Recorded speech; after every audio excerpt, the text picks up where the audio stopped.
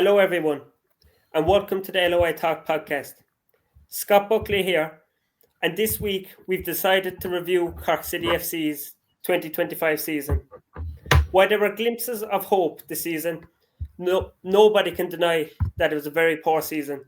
I'm delighted to be joined by Bill from IFB Media and Decky from the Other Three Amigos podcast. Decky, how are things?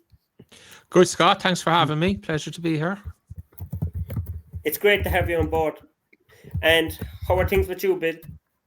Not too bad. Happy to be the designated dipper for this podcast. It's great to have you, Bill.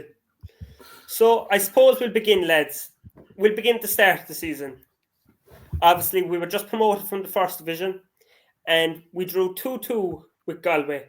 In that game, Malik Dykesteele, who is now at St. Mirren, and Greg Bulger, whose fate at the club is not decided, scored in that game.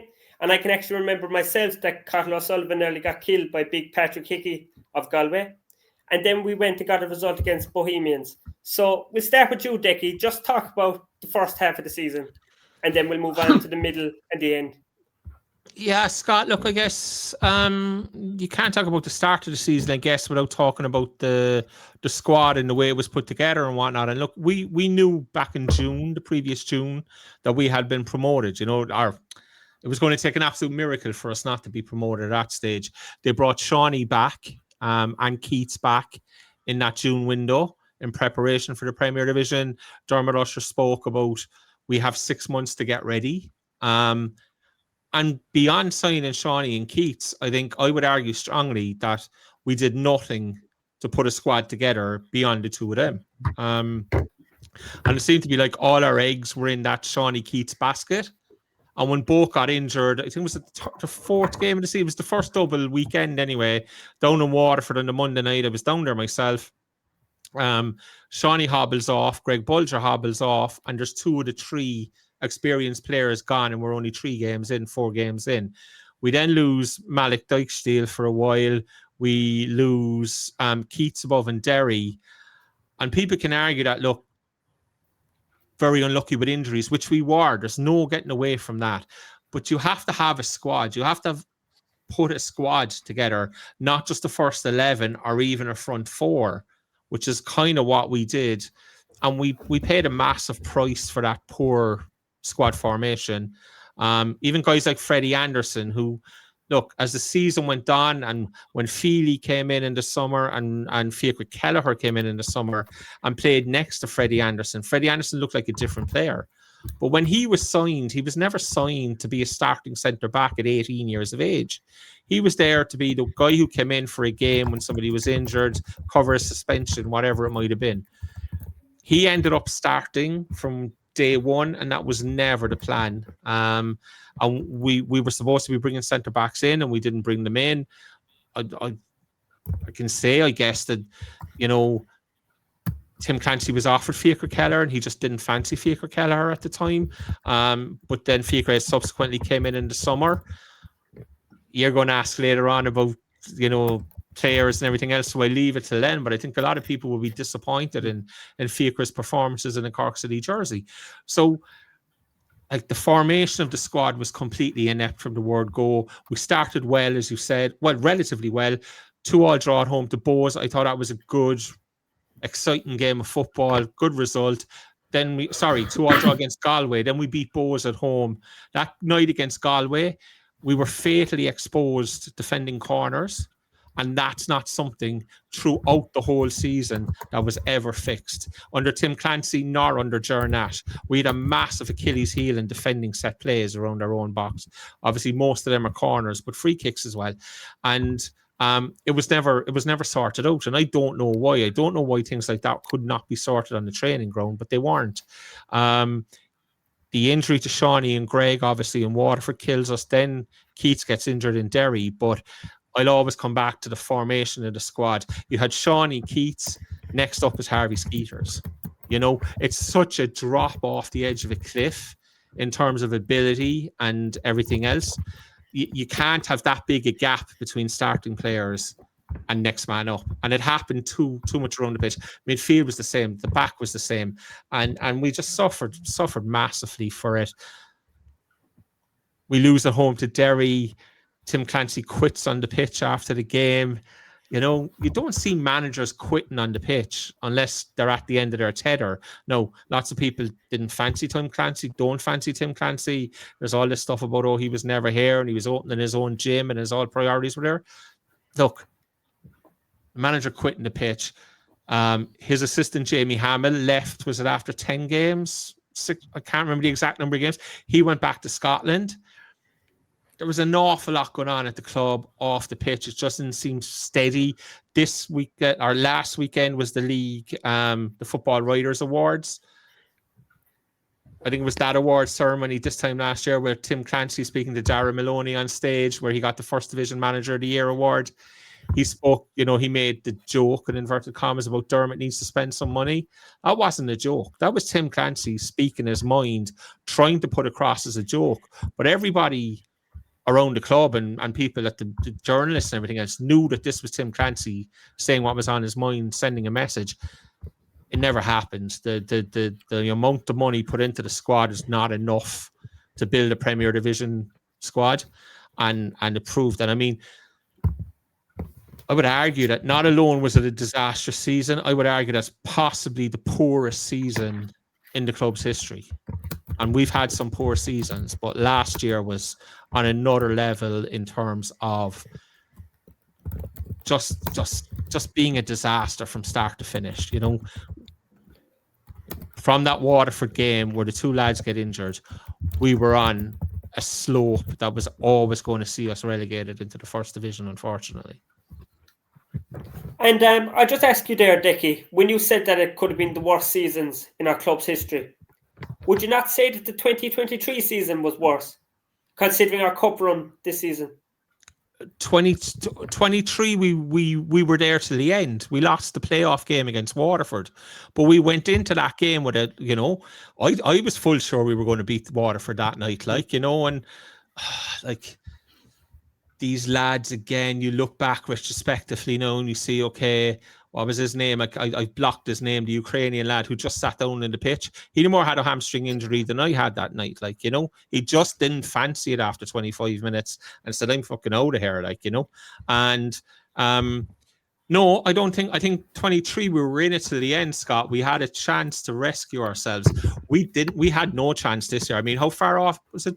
14 points or 13 points or something we finished off the lads off Galway and Waterford. Like we were out of it with months to, like, from the night Sligo beat us when we were 2-0 up at home against Sligo and they came back and beat us 3-2. There was 3 months left in the season at that point. We were relegated that night. We were never coming back from it that night. So that's why I would argue that this season was as poor a season as we've ever had, to be honest. Even though it was a poor season, there was glimpses of hope, because like those 3 games near the latter end of the season, and Galway, Waterford and Sligo, we had the chance to maybe get out of the 9th and 10th and the danger spots.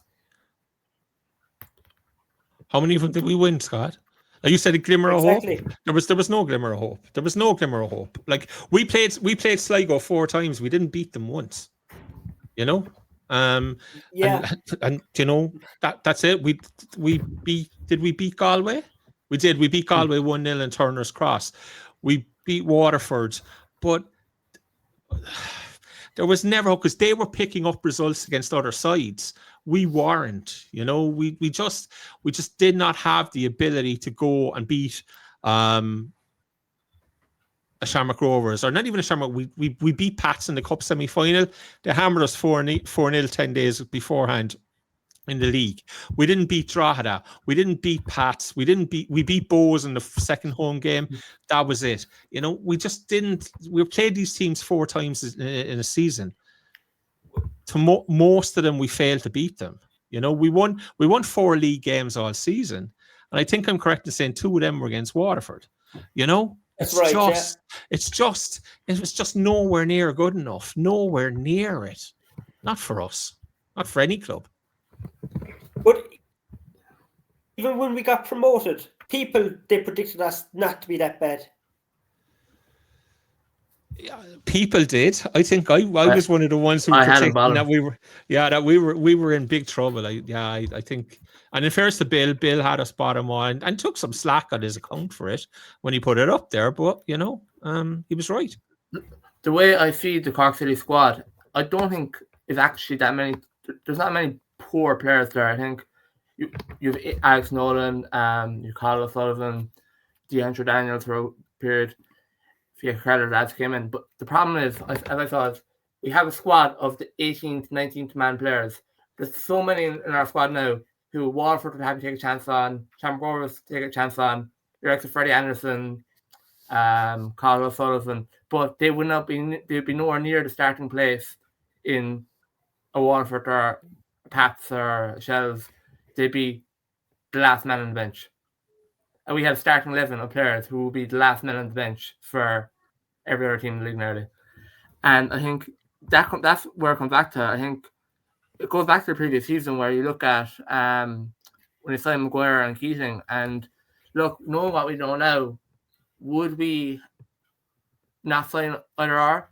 I'd argue that you would. You still would, because looking at the recruitment and this regime's record recruitment, knowing what you know now, do you back them to pick someone better than Keating, better than Maguire, or to have correctly redistributed the funds in a more efficient way? I don't think they actually would have. So knowing what I know now, I still would have taken Maguire and Keating at the time, because God knows they're not going to get anyone better than them. And I suppose, Bill, like maybe Keating would have progressed more in the season if it wasn't for, obviously he had his injury and his father passed away, of course, and he was still getting over that this year. And that's why he had a poor season at Pets as well, to my knowledge.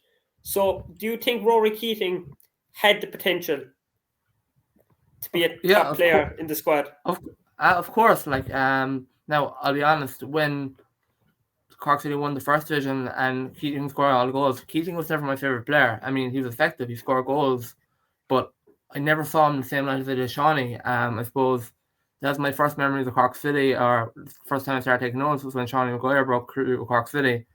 And they're just different levels of players now. I think, look, Keating had his personal issues, and I think he'll be back this season, and he's more than good enough to be top scorer in the first division. I just thought there was an awful lot of pressure on him. Should we have went for a different system? Because if we went for one up front rather than having Maguire and Keating, then you could alternate between the two.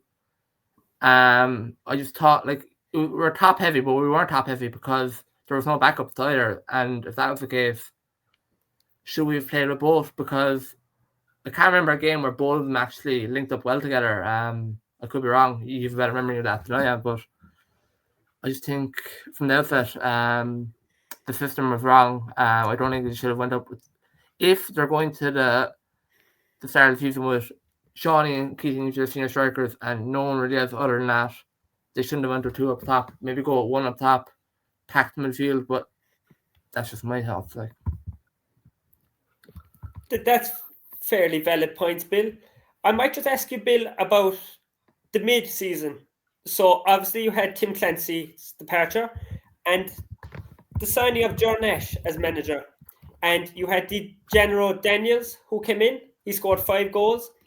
He had a lot of potential, and obviously he has been scoring goals in the Scottish Premiership now for Kilmarnock. So, Bill, if you might like to comment on Cork City's the middle of the season for Cork City. What's the official middle of the season? I suppose that's around the summertime. Around the summertime, yeah.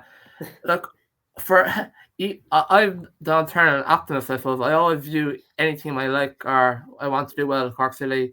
I always thought, even towards the end of the season, I thought 3 or 4 games on, I was like, they could win this. I didn't see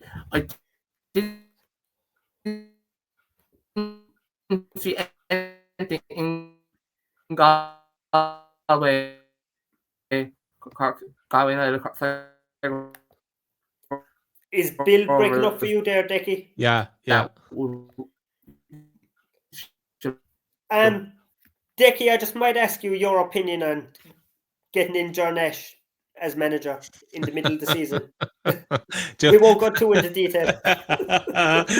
without saying what I really think, is it? Let's look, Scott. It was not good. Look, I mean, what would you put it? Like, he hasn't been a good appointment. He's come in, he's won, I think he had 23 games in charge, I think 23 league games. He won 2 of them. We were 3 points ahead of Sligo Rovers when he took over. When Tim Clancy quit, we were 3 points ahead of Sligo Rovers. We finished, 17 points behind Sligo, 13, 14 points off the safety spots. We got no new manager bounce. We got nothing. We got a cup final. Okay, brilliant, great day out, but the league is the bread and butter, and I just think it's been an absolute disastrous appointment. I genuinely can't believe he's still in place. You don't win 2 games in 23 and survive in any league, anywhere, but he's the owner's appointment. The owner wants him there. He's obviously coming back next season. But I'll be honest with you, there's a lot of us would have a concern that we won't win the first division next year. And that sounds mad. Like, when you consider the squad that it looks like we might take, well, again, you've Shawnee and Keats up top. And it's just, I just think, I don't know how we survived, He has a plan. We keep getting told that Ger has a plan. I don't know what the plan is, but it needs to be unveiled pretty quickly, because in my honest opinion, and I would be much harsher on our own podcast, it's been a very, very, very, very poor appointment. Very poor. And while you were talking about, you mentioned there that you don't think we'll win the first division. While we're on that subject, what do you think the key positions that we need to focus on? Because I personally think definitely a centre-back to fill the void that Freddie Anderson will leave. So what positions do you think we need to acquire?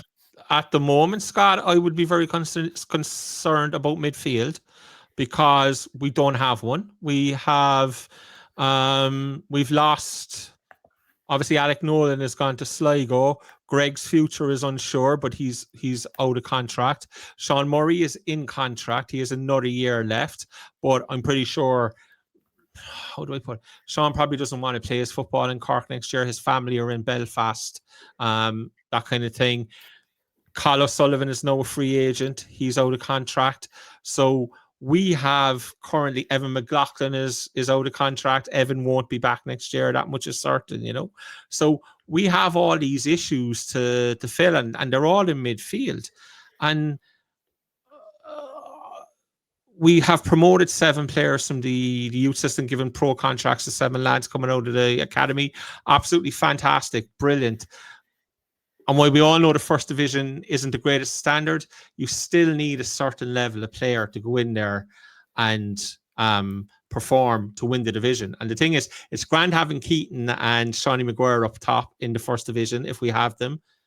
But if you don't have midfield and you're not winning the midfield battle and you don't have possession of the football, no good to the 2 lads with up, because there's nobody to get the ball to them. There's nobody to play the pass. There's nobody to pick them out. So, like, I have massive concerns. You're correct on centre back. We've issues at centre back as well, but we have no midfield. We have, as we sit here now, we do not have a midfield for next season, and that needs to be sorted ASAP.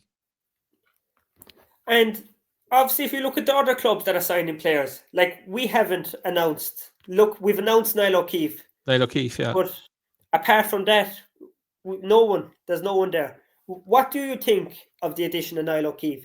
He seems to me that he could be a strong number 6, but what do you think? Yeah, look, to be fair to Niall, he was at Waterford for a number of years, came through their youth system. I've spoken to people at Cove. They're very complimentary of him last year in that Cove side, and as you said, a 6 and can break up the play and that. But again, you have to put bodies around him, and you have to, give him when he breaks it up. Who's he playing it to? What's he doing with it? And a lot of our stuff as well, Scott, is: are we building a team to win the first division, and that's it, or are we trying to build something that we can take into 2027 as well? And like Niall is young. I think he's only 24, is it? But he was released by Waterford, his hometown club, and we can't get away from that, you know. And he did play a season in the Premier Division for them. I think it was 2 seasons, maybe. It was in and out of the Waterford side in his second season, definitely, and then he was released. Again, everything I'm going to look at is more about 27 than 26, and that's probably people that say that's arrogance, but everybody's going to assume we win the first division next year. I actually don't. But if you take that we're going to win the division, then we have to be looking to prepare for the Premier Division. Now, look, Keith is a player you can take into the Premier Division with you, but as Bill said earlier, would he be a starter in other Premier Division teams, or would he be the second or third substitute for another Premier Division team? And as Bill rightly said, we had too many players last season starting for us who would have barely made the bench at other Premier Division sides, you know. So we'll have to wait and see how Niall gets on. And you were saying that you thought your points was arrogance. I personally don't think it's arrogance, because we've seen, even in 2023, when we got relegated, you can't just build a squad to get promoted from the first division. It's all about not becoming a yo-yo club, as other friends of the League of Ireland would dub us. It's about staying up in 2027, not just focusing on 2026. Well, that's my opinion anyway.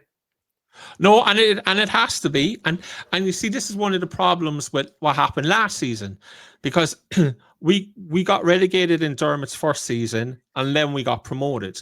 And everybody presumed that the club would have learnt from the first relegation and how to go about putting a squad to stay in the Premier Division next time round, which would have been last season. And we didn't. And we made the same mistakes again. And now I think there's a complete lack of faith and a complete lack of belief in that if we come up again, why would the fan base believe all of a sudden that we're going to do things differently when we've done it this way twice and been relegated twice? It's very hard to believe that we're going to change and do something different and not just be relegated a third time. And you hit the yo-yo club thing. Like, this club can't be a yo-yo club, but unfortunately it's what it is at the moment. And it's very difficult. Like, it's very difficult, Scott, as you've seen, to come up and stay up, you know? You had a chance when you have a UCD in there. It's amazing. We were the UCD last year. That's the way it turned out. You look and you think, who's going to be the UCD this year? I'm not too sure who it might be, but like, it's very difficult to come up and stay up because players are not willing to go and play for a club that they perceive may finish bottom or second bottom. So what you have is seasoned professionals who are on their way down and who are looking for a last deal, or you have first division players who are looking to get out of the first division and will take a deal at a Dundalk or a Cork City because it gets them Premier Division football. Then the question becomes, are those players good enough to keep you in the division? And generally speaking, they're not. And that's a very hard cycle to get out of then, you know, very hard. Like, your point there about the fan base being unhappy. Like, I think the Cork City, including myself, it means a lot to people. So I think that Dermot Usher did the right thing this season in reducing the ticket prices, because obviously that put off a lot of people going to the matches this season, I would suggest. Scott, we were paying 25 quid a ticket to go in and watch the bottom side in the league. Now, obviously, when Cork City set the ticket price, they didn't expect us to be the bottom side in the league. And they said, okay, we have to pay Shawnee and we have to pay Keats and we have to pay Greg Bulger and we have to do everything. So does every other club. Do you know what I mean? And this idea that we would pay premium prices because, and like we did, the attendances weren't that bad. But they're bad when, like, we're getting 3,500. Okay, that's Pat sold out or it's Shelburne sold out. But we have 7,000 seats. So it's half the capacity. We can't compare it to Pats. We can't compare it to Shells. We can't compare it to Bows. We can compare it to the 3,500 empty seats that we haven't sold. And that's the issue. And I think the ticket price thing, it was I don't know how it was allowed to happen. Well, I do, and you know, but it was an awful call. And what made it worse then was the interview with Johnny Ward in, I think it was called The Currency, was the magazine, where Bill alluded to this earlier, the dippers. You know, I'm not interested in people who dip in and dip out, just season ticket holders. Those were not. If you're selling 6,500, 7,000 seats in Turner's Cross, if you sell 7,000 seats in Turner's Cross, at least 5,500 of those people are dippers. You know, so you have to look after them. You want the dippers, because when you're a dipper, you have a chance of becoming a season ticket holder. You know, it's just ludicrous, the mentality, the way the ownership treats the fan base, talks about the fan base. It's never ever going to work. And I think the whole dippers thing just summed it up perfectly. It was an awful statement to put in writing. It was an awful statement to make, and it alienated a large part of the fan base. And then we finished bottom, and it just exacerbates. And you saw before the St. Patrick's Athletic game, the cup semi-final, the protests and everything else. It's just never going to work, I'm afraid. In my opinion, it's gone too far. It's never going to work. I agree with you, Decky, definitely. Before I move on to Bill, I just want to ask you, Decky, because you've said, I said twice there, that you don't think Cork City are going to win the first division. But who do you think the first division? Come here now. We're only the 10th of December now. Let's see squads. No, I don't want to say don't think we'll win the first division. I don't think it's clear cut on this, the 10th of December, as other people, because other people just see Cork City are down, they'll win it. It's like the name Cork City. Oh, they'll definitely win the first division. I think it's more nuanced than that. I think it's more difficult. It's not as simple as that. And we need to see, like, as I said, we don't have a midfield. Will Shawnee stay? Will Rory Feely stay? Where does Evan McLaughlin end up? Does Greg sign again? Does he move on? Does Sean Murray sign again? Does he retire? Does he go play in the North? What happens to all these players? How are they replaced? You know, Kit Nelson last year was probably player. If you asked Cork City fans at the mid-season break who's player of the season, most would probably say Kit Nelson. Like, Kit Nelson was costing us 200 quid a week from Preston. That's why Kit Nelson was here. It was purely a budgetary thing, you know? Now, it turned out he was very, very good, but he faded massively in the second half of the season. I think Kit will look at it and think, I should have went back to pre-season. I should have went back to pre-season for Preston in the summer. You know, I think he'd regret not doing that. But look, he wanted to stick around, and we were appreciative of it. Like, we'll probably be the only full-time professional club in the first division. You know, I don't know, our Bray full-time, at loan I don't think will be full-time, so we have benefits from that side of things, but I don't think it's as clear cut. Look, we probably will win it, but I don't think it's as clear cut now as maybe people would suggest. That's a fair enough statement. I suppose the reason Bray could be challenging Decky is because obviously they've got investment from America, if I'm right. Yeah, they have, but I mean, they've lost a few players now. Just announced there at the beginning of the week, like losing Ferzai is a big one for them, you know. So, but again, I think, and very quickly, I think it's one of the things, Scott, that I think the transfer market's going to be later this year in developing, because you've seen it around the league already, and Bill will be probably better to talk about this, but most players now are getting multi-year deals, 2-year deals, etc. So it's not as easy to walk away from a club. Clubs are now looking for transfer fees for players, which I think is brilliant. It starts a whole economy around football here. But clubs need to decide, this lad wants to go. Are we going to stick our heels in for a transfer fee? Or are we just going to clear the wage and be happy to let him go? And I think that might push the bigger business and the more serious moves in this transfer window back a bit. I don't think things will happen as early in this window as they've happened in other windows. I could be completely wrong. That's fair points there, Decky. So, Bill, I might ask you there now, what players in particular would you sign if you had the power to for City FC? Yeah, look, it's been said, I think it's been said throughout the 25 season that it was a squad of first division players. If we had that squad in the first division, we'd be fairly confident that we'd run away with it again. The problem is that now, what's his name? Ger Nash came out in the last 2 weeks or so and said that he doesn't expect many names to come in. He only wants 3 or 4 names in, and he alluded to that the 17-18 players basically signed on, and that there'd only be a few additions. Now, if we're to take that at face value, I don't think he's referenced there that we're light midfield.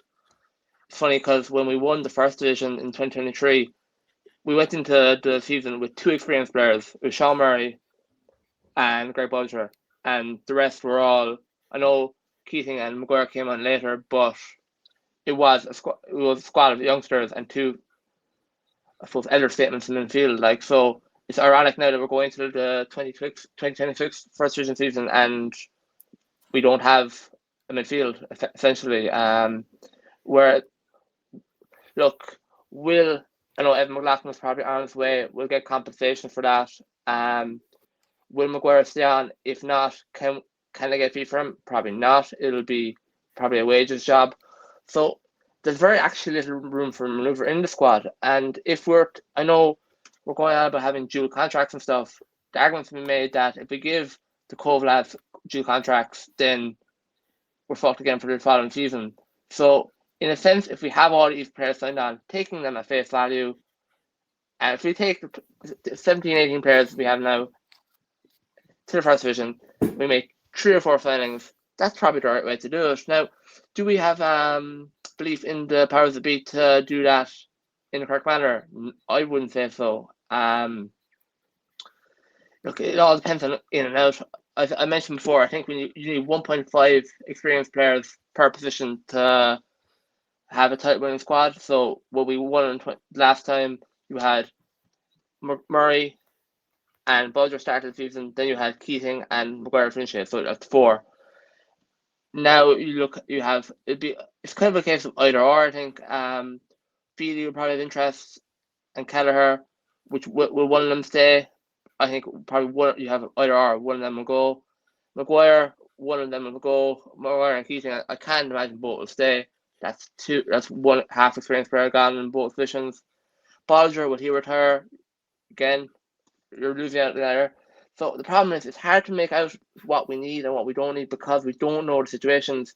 And I suppose the players that we should have signed on and be secured about and know that we're there and that should be there, they're the fellas that we don't, that could more or less, if they have any sort of offers, they're going to be gone. So when I know I'm probably talking about some convoluted way, we need to sign players that can kind of cover a variety of roles and squad positions. I know there's rumours about Hanson Mpongo from Finn Harps coming down.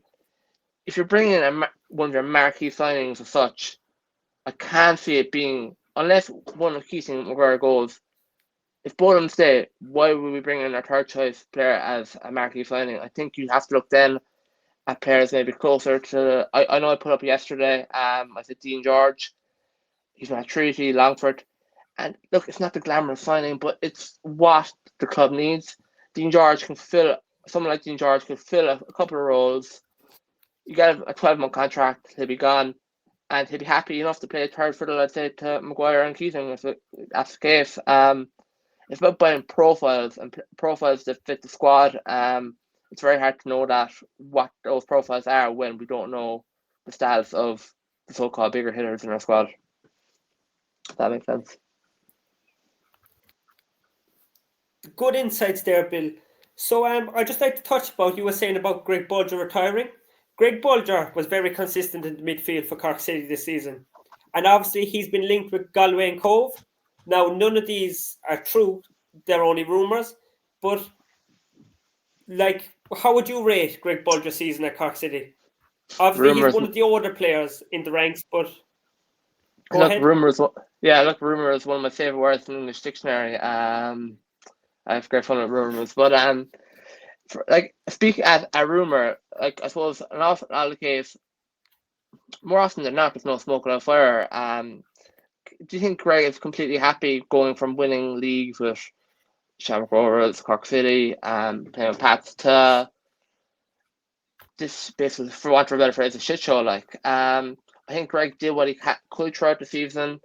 If he was, again, the first man off the bench, close out games, similar to what I think Dundalk are now with Keith Buckley, I think it would have been fine. We ran Greg into the ground realistically. If you're going to have legs, if you're going to have, suppose, an elder statement in midfield, you need legs beside him. I think Evan McLaughlin went to the season. He was playing as a left back in the first division. He ended up in centre of field and ended up finishing the season very well. But was he meant to be a left back for the season or on the wing or attack midfield? I think squad by design. Dave Caden Kamara came in, provided energy. What he'd make 5 or 6 appearances. Like Sean Murray, as I said, I think I alluded to earlier on, was the 3rd or 4th highest appearance maker in the team this year, and I can't remember a single thing he did. I know for a fact Greg put in all he could, put in a performance where he had look, his body probably gave up him at times. We probably didn't help him how we managed him, but I think Greg can come out of the season with his head held high. The same can't be said for other experienced members of the squad. I think nearly all experienced members of the squad, aside from Greg, could have probably questions said about themselves. Keller was questionable when he came in. He stabilised. Feely didn't play enough he only came in second half season. Murray, Bulger, Maguire, did he show enough? I know we ran through round 2. Did he show enough when he was on? I don't think so. Keating, look, I know he got a couple of goals at the start of the season, but before I went down Derry, I thought it's not working. Maguire and Keating together, it just doesn't work. It didn't work in the first division. It kind of shadowed. We've kind of papered over cracks because of the standard we were playing. It looked slightly better. I don't think it ever actually worked between the two of them. But look, I think Greg Bulger is one of, I'm going to say, 3 or 4 players that can have his head held high for his performances this season. Definitely. And Bill, I would like to ask you, obviously Cork City's academy is known for producing quality players. What players do you see shining from Cork City's ranks next season? Obviously you had the likes of Brodie Lee breaking into the squad at the end of the season. And he actually had a great opportunity to represent his country in a World Cup at under 17 level. So I might let you just comment on that. Yeah, look, I think the problem with the Cork City is to be honest now, it's the one thing that I have a great affinity with in Cork City. It's the academy. I know Liam Carey does a fantastic job, but what you find at the academy is we're producing players either at your likes of Jade Numas, Carl Heffernan, Marco Matney, Franco Uma, who are far too good for the academy, are far too good to stay in good respect to the Irish League of Ireland. Are we introducing them early enough? Maybe not. But then you have the very highest standard and you have the slightly bit below. I don't think we've really found that kind of middle ground player in League of Ireland. You play 2 or 300 games and they're not good enough to go over abroad, but they're a solid League of Ireland player. I think there's a bridge gap there, and knowing what we know now, would it be more beneficial to be producing those hard players than producing your internationals, the likes of David Dunn? Maybe so. But I suppose you have to deal the cards you're dealt with, and I know Manager, he's a right back. Came through. He came through a treaty, I believe, initially. He signs last year, or maybe 18 months ago, into the academy. He's going to be, he'll be a very good option next year. He's 16, 17, and there's interest from across the board with the likes of Tottenham. Then you have, I can't even think of that in my head. I know Matt Murray was very impressive this start of the season. I think you expect Matt Murray to stay, and I know Colin O'Sullivan, there's going to be interesting talk about it. Look, I don't think Colin's had his injuries. A season or two, 18 months or 12 months in the first division wouldn't do him harm. I think, not to call him a disappointment this season, but you see, look at what the likes of Owen Elding did at Sligo Rovers, the likes of Warren Davis did at Shamrock Rovers, and they stepped up to the plate when they probably shouldn't have.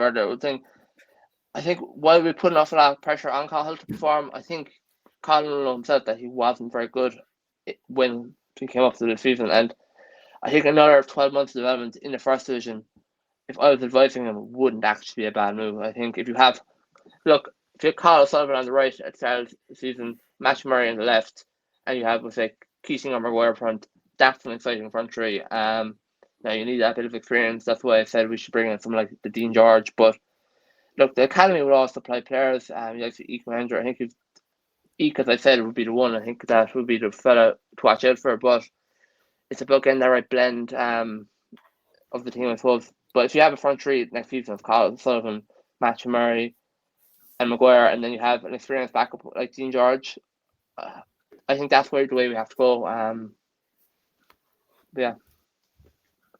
I might just touch on Matthew Murray and Carl O'Sullivan there. So obviously Matthew Murray, he probably broke into the squad after the Celtic match, and he scored a goal against Watford, obviously, in the Cup, if I'm right in saying so. And I know for a fact he had trials at Brighton, but I don't know what happened after that. But he definitely had the potential. And Carl O'Sullivan, like, to what I know, and maybe Decky might like to comment on this, that a move across the water was a done deal for Cahill. But as you said, Bill, maybe giving those players development in the first division for another 12 months might be no harm. So, Decky, was Cahill O'Sullivan, do you think if it wasn't for the injury, would he have been gone across the water to the various clubs he was linked with?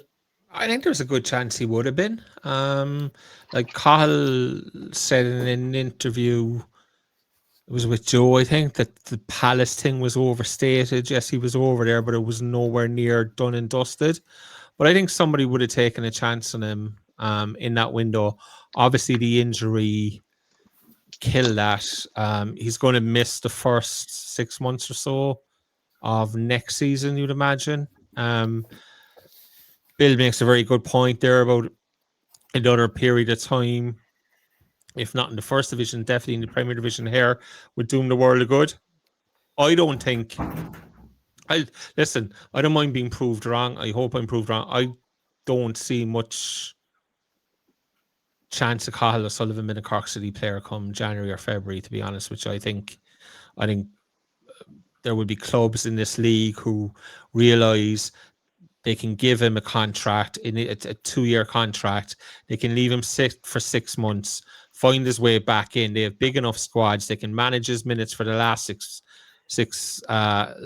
months of the season, and then they can try and cash in on him this time next year, or they can have a player coming back hungry into the Premier Division the following season, have a good 6 months, and try and sell him to England at that stage for a whack of money. We don't manage, one of the things you said, I don't think we manage the players coming out of the academy well in terms of contracts. They don't come out of the academy having signed a 2-year deal like Mason Media did at St. Pat's. 2-year deal, here's Spurs, right, it's £1 million. There you go. We could have done that with Cahill. We didn't. And we're now going to pay the price for it, I think. Just as an example, David Dunn was mentioned. We could have offered David Dunn £1 million a week. He wasn't staying at Cork City once he hit 16. His mind was made up long before that. And that's fair. That's not a criticism of that lad. That's just, some players come out and say, I'm going the second I can. Others are willing, like Matt Murray has signed a deal now. And hopefully it works for him and it works for the club. You mentioned Brodie Lee. Brodie Lee was a product of the Shamrock Rovers Academy, to be fair. He just signed for us. And because he wasn't going to get anywhere near the Shamrock Rovers first team, but he came into us and started getting minutes straight away, which was a big thing. No, there's a story around that he's gone to Hull City. We'll have to wait and see whether that's true or not, but that is a rumor around. As I said, we'll wait and see whether that's true or not. But Bill is right. We're producing top class performers out of the academy, but are we producing enough? And I remember Liam Carney saying this 5 years ago in an interview. You have to produce 2 types of players from an academy. You have to produce the player you can sell to England, and you have to produce the player that will play League of Ireland for you for 10 seasons.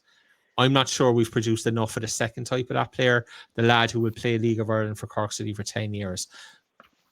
at a decent level, you know, and hopefully that's something we can start doing. We've given 7 lads contracts. None of us know how they're going to do when they get into the professional men's game, but it will be very interesting to see, and hopefully all seven of them kick on and become household names in this country over the next 2 or 3 years.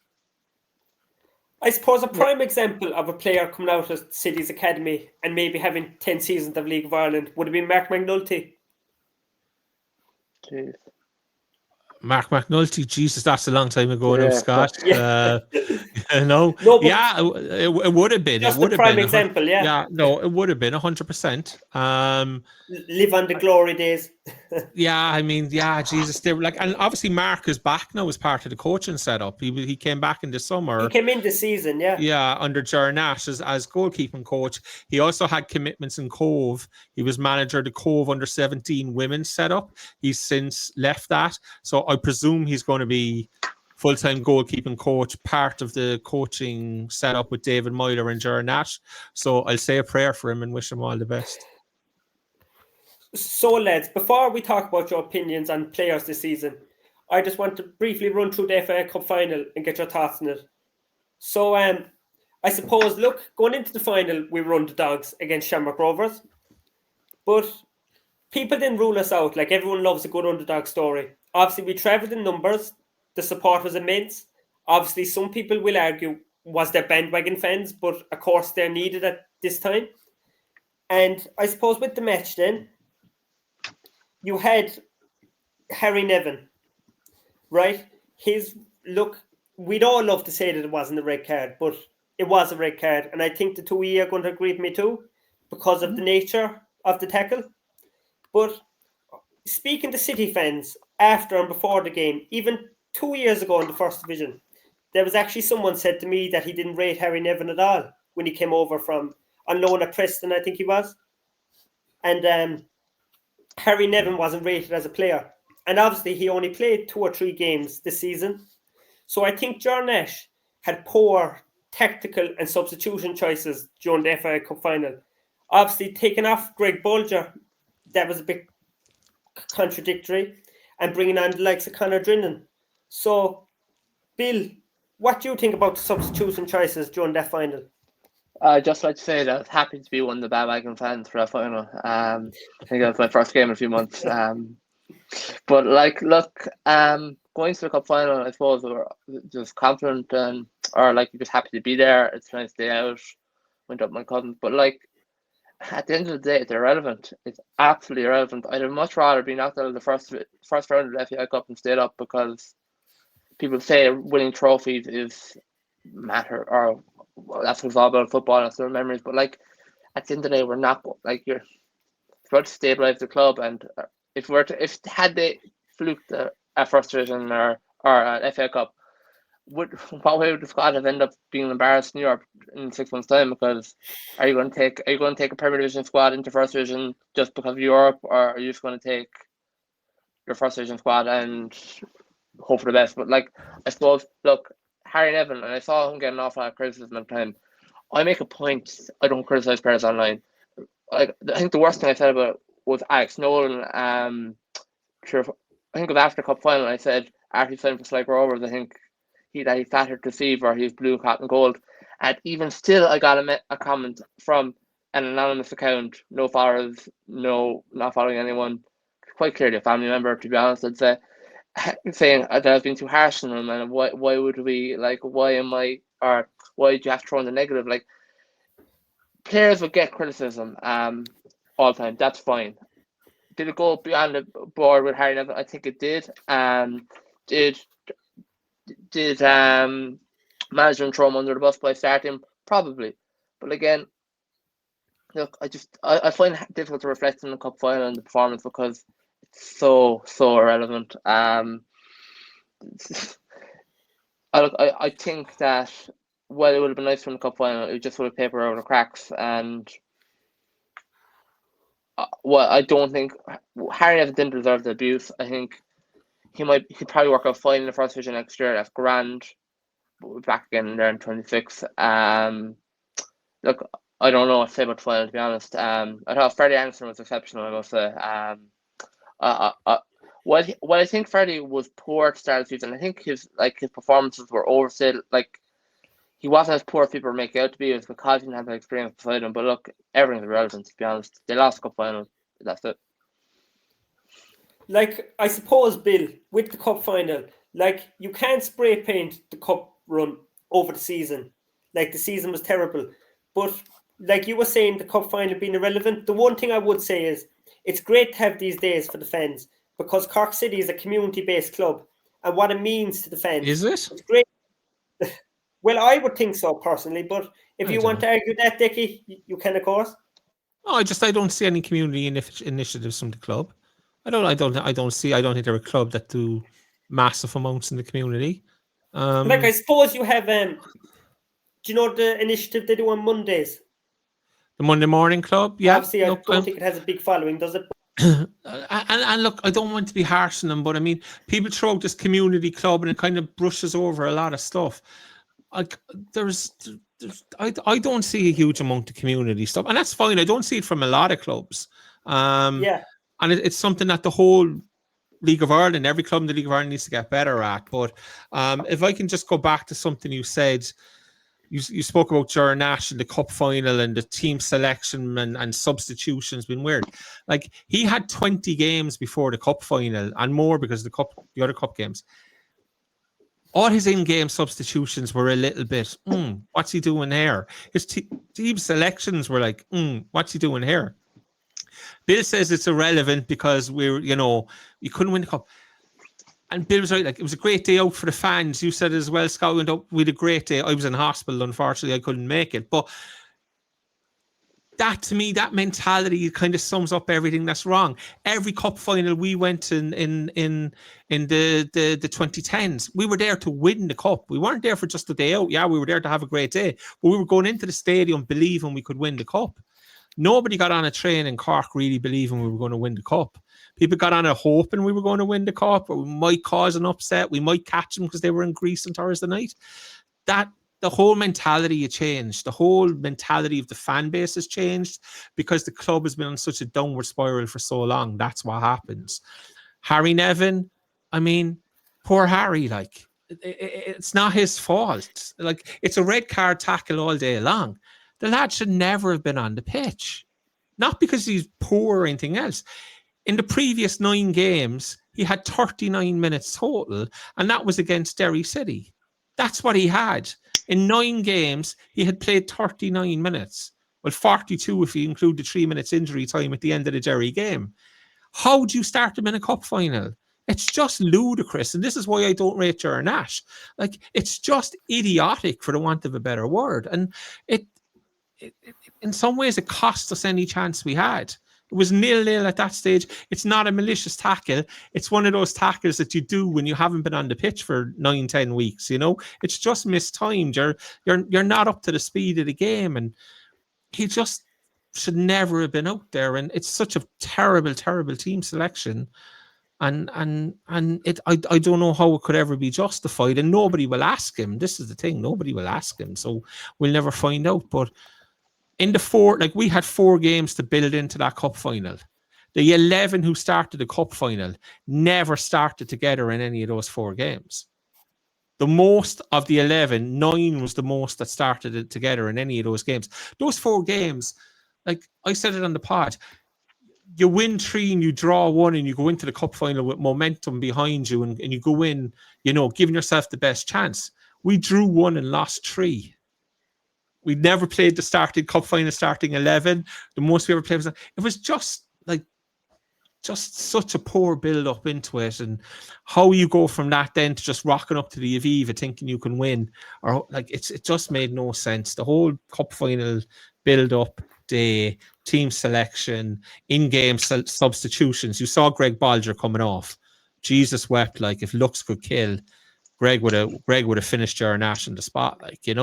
And again, it was ludicrous. Even taking Alec Nolan off at half-time. Alec was the only one who was getting us up the pitch, carrying the ball, willing to get us up there and whatnot. And taking him off was another awful decision, in my opinion. Irrespective of whether he was heading for Sligo Rovers or not, that shouldn't come into it. It should be what's the best I can do on the day at any given time. And I just think it was horrendous from the initial team selection right through the game. In-game substitutions, it just made no sense. None of it. But other than that, it was a great day. Yeah, I suppose, look, like, you have a good point there, what you said, how could you switch mentality going into a final? When you were talking about Harry Nevin's stats there, I would just like you to touch on what you were telling me about Sean Murray before we came on air. Are you going to throw him under the bus like that? Are you okay? That's okay. I didn't think.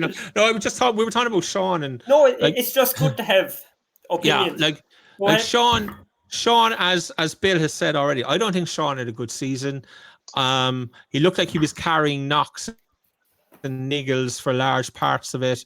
He was in and out of the team. He had a run of games there in the kind of middle of the season from Waterford at home to Galway away. It was like 7 games where he played every minute, but that's the only time in the whole season he had a run of more than 4 games or so.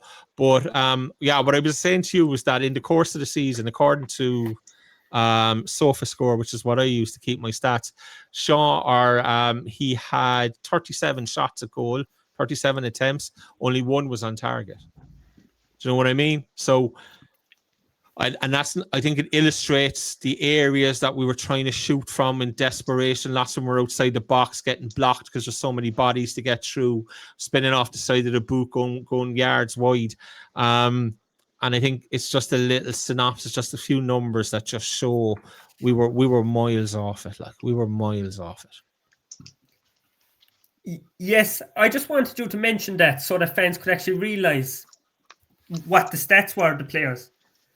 So, lads, what we'll move on to now is I'm going to ask you, Decky, and Bill, and I'll comment myself first, on your player of the season, the player that was the biggest loss of the season, the most underwhelming player of the season, rate the season as a whole, and the best game of the season. So I suppose we'll begin with the best player of the season. I just want to give honourable mentions to Greg Bolger, Kit Nelson, 5 goals. I suppose that was probably one of the highest scoring players we've had this season, and Freddie Anderson.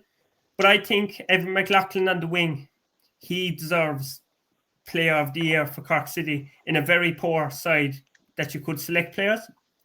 Obviously, look, Evan McLaughlin's best game was probably the game against Pats. It was actually one of the 2 games, the 2 home games that I only missed in the season. But I saw the highlights, and McLaughlin was a dinger in that game. For the biggest loss, I definitely think it was Milan and Beng. You saw how he's playing at Shelburne now, and I see Bill laughing there. He's fucking shite. I thought he was good on the wing, to be honest, for Cork City. And we get Decky's opinion now as well. But and then I suppose for the most underwhelming player, I probably would have to say the whole lot of them, maybe Charlie Lyons. I didn't think he lived up to the standard that he was capable of. I suppose if I had to rate the season as a whole, I'd probably give it 3 out of 10. And the best game of the season, probably that league game in April where Cottle slipped the ball to Nelson. And it was 2-1, that game was, I think. It was 2 late goals, actually. And it was a great atmosphere, and it gave us, as I was talking to you, Decky, about the glimpse of hope, that's what I was on about. But obviously there's very little of that. So we'll start with Bill. Who was your player of the season? Yeah, look, it has to be Evan McLaughlin. I suppose everyone has their favourites, and I suppose if people watch my post, they'll probably know that Evan's one of my favourite players. But if I was going to credit someone who wasn't Evan McLaughlin, I'll give credit to Dark Crowley, who I think played the most minutes, most games, played 3 or 4 roles. He's not perfect, but look, he did a job. That's as much you can say about anything. And I'll give an honourable mention to Freddie Anderson, who finished the season well. To be honest, I think Evan and maybe Greg, none of them really had a good season, Evan aside. But I would give credit to Crowley just for his availability more than anything, and Anderson for how he finished the season. How would you rate Conor Bryan? Look, I think he's fine. If you talk about the different thing, I think Adamufu. It'd be interesting if Adamufu and Conor Bryan both stay. But I thought Conor Bryan was fine. I didn't think he was fantastic. Neither did I think Tim Truth was fantastic. I think the standard in goalkeeping in this country, the standard of goalkeeping on the whole in global football is poor. Not to mind League of Ireland. I think everyone has a clanger in them. They're fine. I think he was fine. That's more I can say about him. In terms of biggest disappointment, I suppose it's hard to have a disappointment or I think to be disappointed in someone, you have to have an expectation of them. So you could go Maguire, but I think Colin O'Sullivan's probably the biggest disappointment. You look at what Owen Elling did at Shamrock Rovers, what Warren Davies did at Drogheda, Mason Meal did at Pats. We can say that he was young and he probably needs more development, but the young players still do it in the team if they're at it, if they're right mentally there. I think Cahill probably wasn't disappointed in the season. Biggest loss, can I just say, it's not Milan and Bing. The fella thought he was Beckenbauer. All I see is these big, amazing runs from centre back, completely evacuating the space. If he had a brain, he would have been dangerous. And the reason why people like Milan and Bing, scratch off whether he was playing agents and wanting to leave. He would just jump into these rash tackles in the 12th minute, and he'd either win the ball or he'd give away the foul. But he was a walking red card. I think I'm getting criticism about Shels fans because they thought he's fine, but he is the most overrated footballer I've seen in a long time. If I was going with a laugh, I'd say DeAndre Daniels because he led the line. He gave us another option. But again, if you're in the season, it's no score. If you got relegated, lose the players you did, under the circumstances, it can't be nothing more than a 0 out of 10. There's no score because it's just abysmal. I don't think there's any real consolation season. Getting to a cup final, grand. But as to borrow a phrase, my favourite foot on Moneyball, if you lose the final game of the season, no one gives a shit, and that's it. No one gives a shit. If he'd won cup, fine. It might have elevated to a 4 out of 10 season, 5 out of 10 season, but we didn't. So no one gives a shit. And what was your best game of the season, in your opinion? It doesn't have to be a game you attended. I thought I was at the first game of the season with Galway when they drew 2-2. The reason I call it the best game of the season is because I went into that game and said, after predicting us to come bottom, I said, we'll do grand here, Galway are shite. We can't be that bad. How wrong I was, but in hindsight, the reason why that's my favourite game of the season is because then there was hope. The hope soon evaporated. I'm looking forward to hearing Dickie's thoughts now on these questions. Do you want me to start with Milan and Bang and just get the whole show shut down? People at Shells are not happy with my views on Milan and Bang, so I'll keep the majority of them to myself. Listen, when players down tools to force moves, I would never have respect for a player who does that. So I'll leave it at that. I will leave it at that. Biggest loss, I think, was De Janeiro Daniels. If we had managed to secure him for the season, we definitely would have had more hope. As Bill said already, he was leading the line well, holding the ball up. If we, had an opportunity to play Shawnee next to him for a while and see how it worked, there was small hope there when De Janeiro was there. But I think once Tim Clancy went and Ger Nash took over, it had no bearing on De Janeiro because he was gone. That was his contract anyway. But I think if he had a year-long contract, I'm not sure he wouldn't have went in the summer anyway. What else was there? Underwhelming player. I think I'm going to go for Fiacre Kelleher. That's fair enough. Came back from England. There was an expectation that we would get defensively better. Rory Feely came in the same time. We knew from watching Fiacre that he's not the quickest. He doesn't have pace and whatnot, but I think he was exceptionally poor in a lot of games that he played. His positioning was poor. He was handed the club captaincy, which is another one I was a little bit mad. It was taken off Greg Bulger. Well, Greg was the club captain, sorry, and Fiacre was given the on-pitch captaincy or whatever. It seemed an unnecessary move at the time. Sorry, no, I'm wrong. It was taken off Charlie Lyons. Sorry, my apologies. I'm wrong. It was Charlie from the start of the season when Greg. Yeah, so it was taken off Charlie after the whole Rob Roy stuff. So I went completely wrong there. So yeah, maybe it needed to be taken off Charlie. I'm just not sure if Fiacre Kelleher he was only in the door. I'm not sure it was the right choice. I think it's a new manager trying to make a statement type thing, and I don't think it worked at all. So Fiacre, underwhelming. Player of the season. And your best player, yeah. Yeah, I think I'm not sure there's a player who had a full season, if you know what I mean. And I'm sure there's a player who played well for a full season. So I said Kit Nelson was very good in the first half. Evan McLaughlin, second half of the season, was by far and away the best player at the club. But Evan probably didn't have the best of first halves. Kit Nelson certainly didn't have the best second half. Was there one across it? You both have praised Greg Bulger a lot, but Greg only played 1,200 minutes in the season. He only played 35% of the minutes available. So he probably isn't on the pitch enough to get that man of the match. But I think you could argue as well that 35, 40, maybe 50% of the minutes is as much as Greg should have been playing. But we all know if Greg was fit, he was going to be playing 75, 80, 85% of the minutes as long as his body could take it. But obviously his body couldn't take it. So, look, I'll say Evan McLaughlin,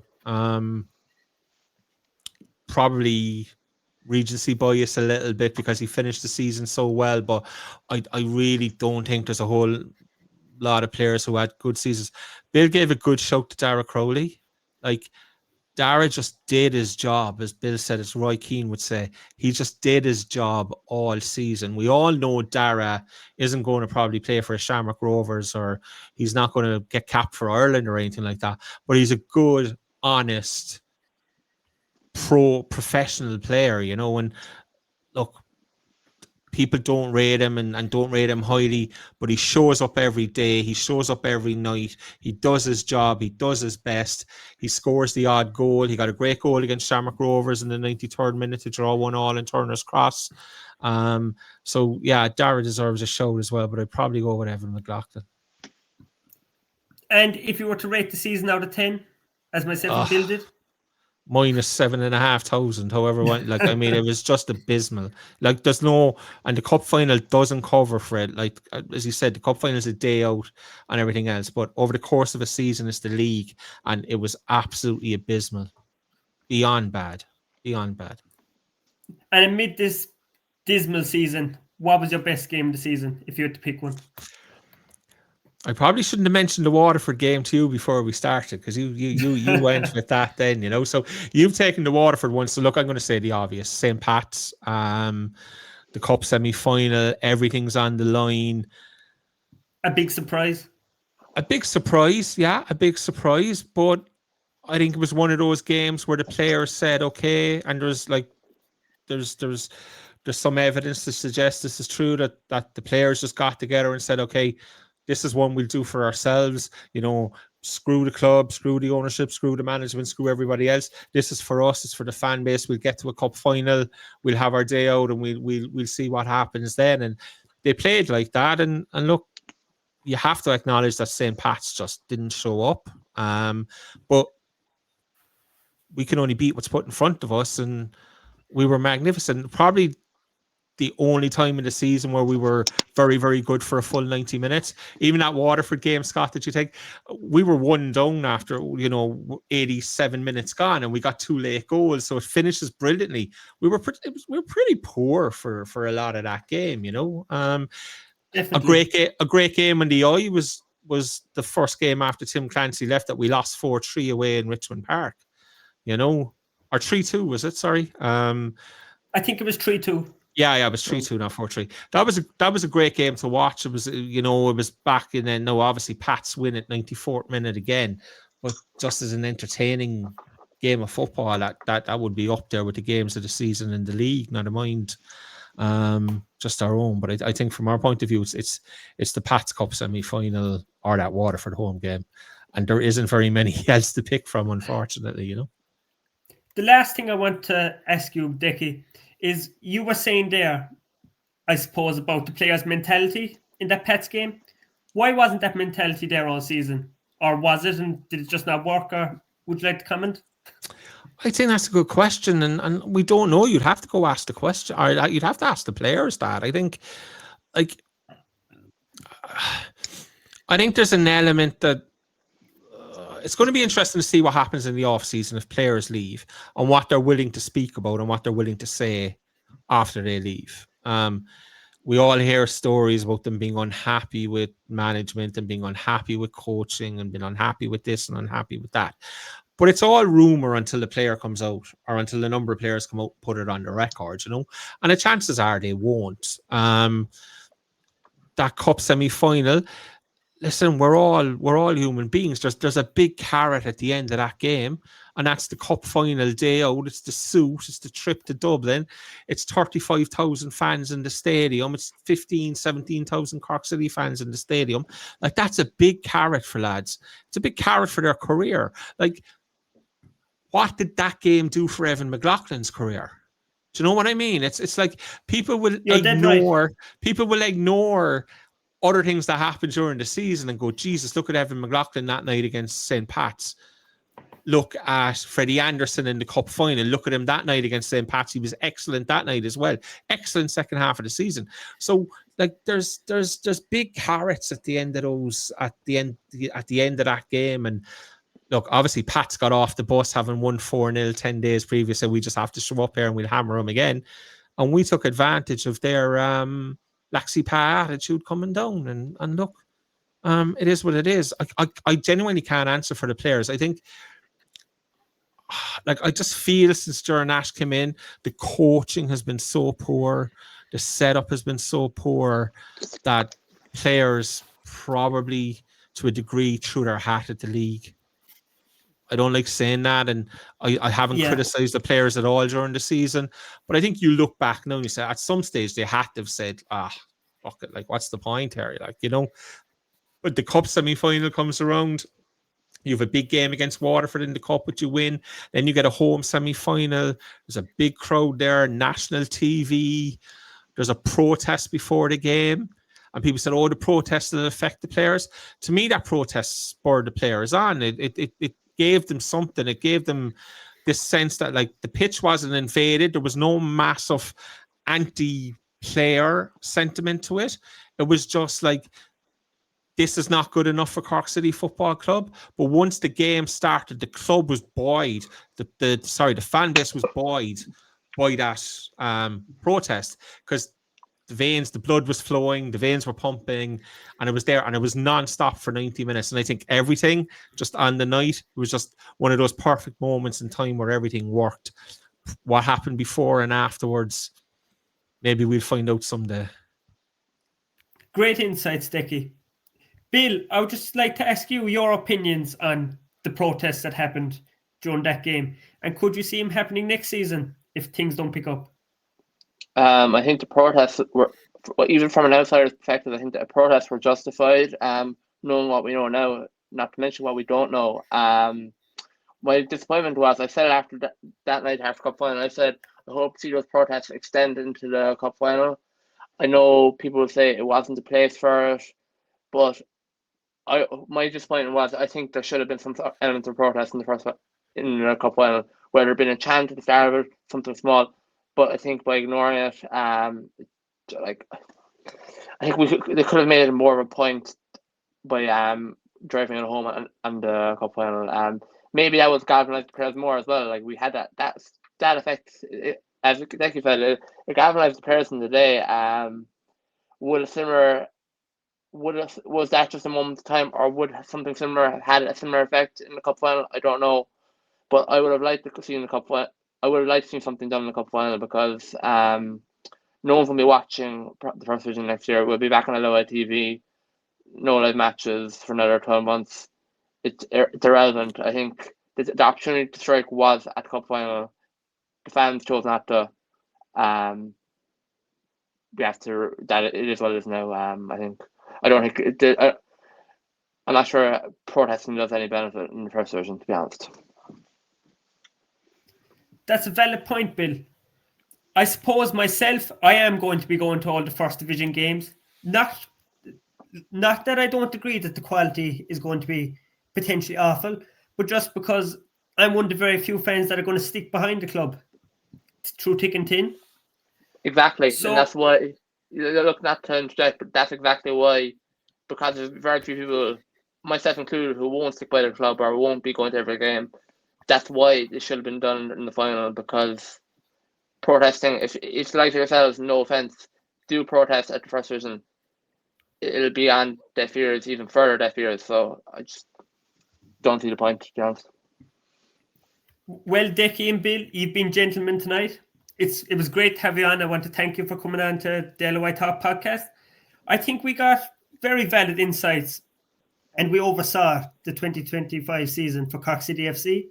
I think the negatives outweigh the positives, but we live in hope and pray of better days and move on to another year, the first division. Decky and Bill, thanks for coming on. Thanks, Scott. Appreciate it. Thanks very much. Thanks. All the best, lads. No matter. Cheers.